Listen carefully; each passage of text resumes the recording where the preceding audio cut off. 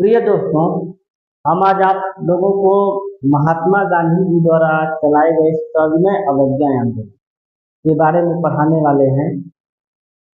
यह topic class 9, 10, 11, 12 तथा competition के लिए भी बहुत जरूरी है।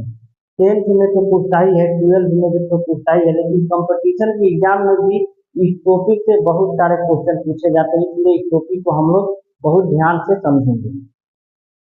सविनय अवज्ञा आंदोलन हुआ था 1930 ईस्वी में, ठीक है। इस आंदोलन की शुरुआत पूछेगा किस मार्च से हुई थी, तो दांडी मार्च, उसका नाम ही है दांडी मार्च। दांडी मार्च को हम लोग आगे समझेंगे क्या है दांडी मार्च। इसका प्रस्ताव कांग्रेस के लाहौर अधिवेशन हुआ था। उस समय भारत में ही लाहौर था, अलग नहीं हुआ था। तो लाहौर अधिवेशन 1929 में हुआ था। वहीं पर इस आंदोलन का प्रस्ताव पारित किया गया था, यानी सविनय अवज्ञा आंदोलन का प्रस्ताव पूछेगा कहाँ पारित किया गया था, तो कांग्रेस के लाहौर अधिवेशन 1929 ईस्वी में। इसके अध्यक्ष यानी इस कांग्रेस का जो अधिवेशन हुआ था, इसके अध्यक्ष चाचा नेहरू यानी पंडित जवाहरलाल नेहरू जी। इसका कारण क्या था कि लॉर्ड इरविन ने गांधी जी के 11 सूत्री मांगों को मानने से इनकार कर दिया। यानी गांधी जी लॉर्ड इरविन के सामने अपनी 11 मांगों को रखे, ठीक है, 11 सूत्री मांगों को रखे, जिसको मानने से लॉर्ड इरविन इनकार कर दिया। जिसके बाद गांधी जी इस आंदोलन को शुरू किए। इस आंदोलन से पहले गांधी जी दांडी मार्च करते हैं। तो दांडी मार्च क्या है इसको समझ लेते हैं। 12 मार्च 1930 ईस्वी को 12 मार्च 1930 ईस्वी को गांधी जी 78 व्यक्ति यानी कुल कितने व्यक्ति थे, 78, जिसमें मुख्य रूप से अनुसूचित जाति के लोग थे, के साथ साबरमती आश्रम से दांडी के लिए रवाना।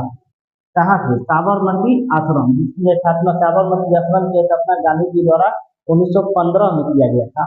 तो साबरमती आश्रम से गांधी जी दांडी के लिए रवाना हुए तथा 240 मील या 385 किलोमीटर की लंबी दूरी तय करने के बाद 6 अप्रैल 1930 ईस्वी को गांधी जी दांडी पहुंचे तथा इस यात्रा में कुल 24 दिन।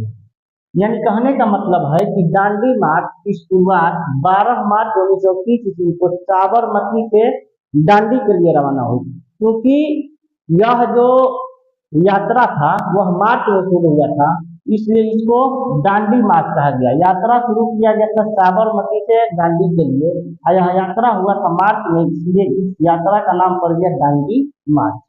तो 12 मार्च को शुरू हुआ यात्रा, इन लोग 6 अप्रैल 1930 ईस्वी को दांडी पहुंच गए। इसमें कुल 24 दिन लगे, यानी वहां तक जाने में कितने दिन लगे, 24 दिन। कुल कितने व्यक्ति थे, तो 78 व्यक्ति थे, मुख्य रूप से अनुसूचित जाति के लोग थे। कितनी दूरी तय किया गया इन लोगों के द्वारा, तो 240 मील या 385 किलोमीटर। दांडी पहुंचने के बाद गांधी जी आसवन विधि द्वारा, यह क्वेश्चन देखने को नहीं मिलता है, ठीक है, यह नहीं मिलता है देखने को, लिख दिए हैं। कह रहा है कि दांडी पहुंचने के बाद गांधी जी आसवन विधि द्वारा नमक तैयार किए तथा यहीं से नमक सत्याग्रह आंदोलन की शुरुआत हुई।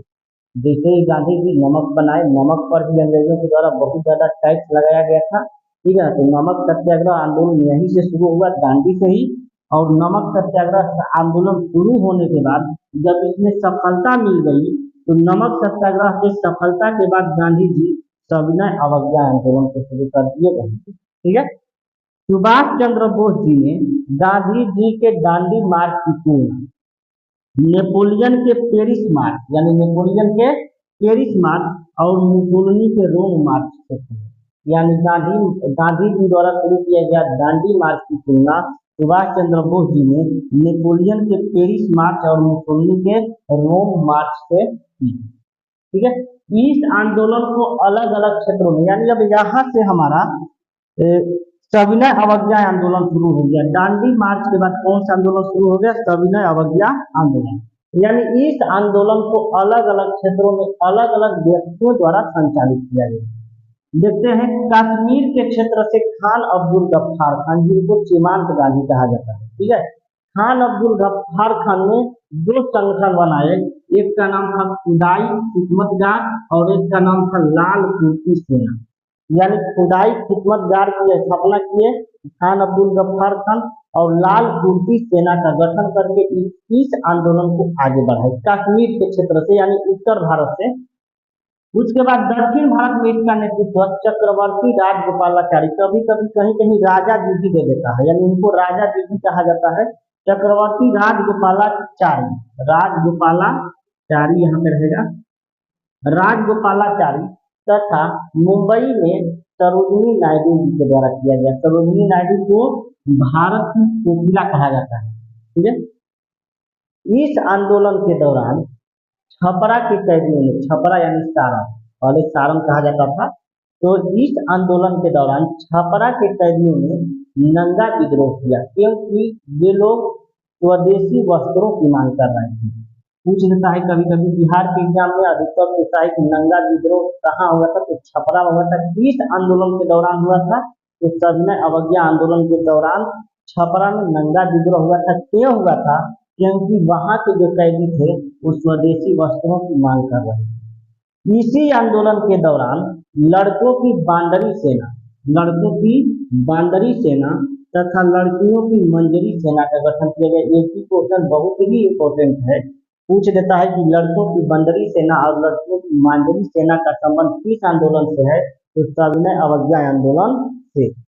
इस आंदोलन में 5 मई 1930 ईस्वी को गांधी जी को पकड़कर यरवदा जेल, जो पूना महाराष्ट्र में है, यरवदा जेल पूना में है, महाराष्ट्र में है, यरवदा जेल तथा 15 मई 1930 ईस्वी को जवाहरलाल नेहरू जी को पकड़कर नैनी जेल में डाल दिया गया। दोनों व्यक्ति पकड़ लिए गए, महात्मा गांधी जी को पकड़कर पुणे की यरवदा जेल में और जवाहरलाल नेहरू जी को पकड़कर इलाहाबाद के नैनी जेल, यहाँ पे नैनी जेल कहाँ है, इलाहाबाद में। इस आंदोलन के दौरान 12 नवंबर 1930 से 19 जनवरी 1931 के बीच हुए प्रथम गोलमेज सम्मेलन में कांग्रेस के कोई भी प्रतिनिधि अर्थात गांधी जी शामिल नहीं हुए।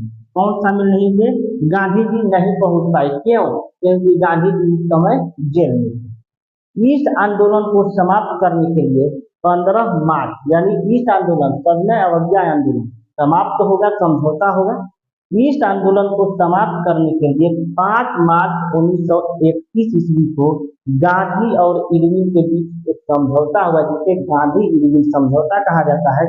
यह समझौता दिल्ली में हुआ। कहाँ हुआ था, दिल्ली में, इसलिए इसे दिल्ली समझौता भी कहा जाता है।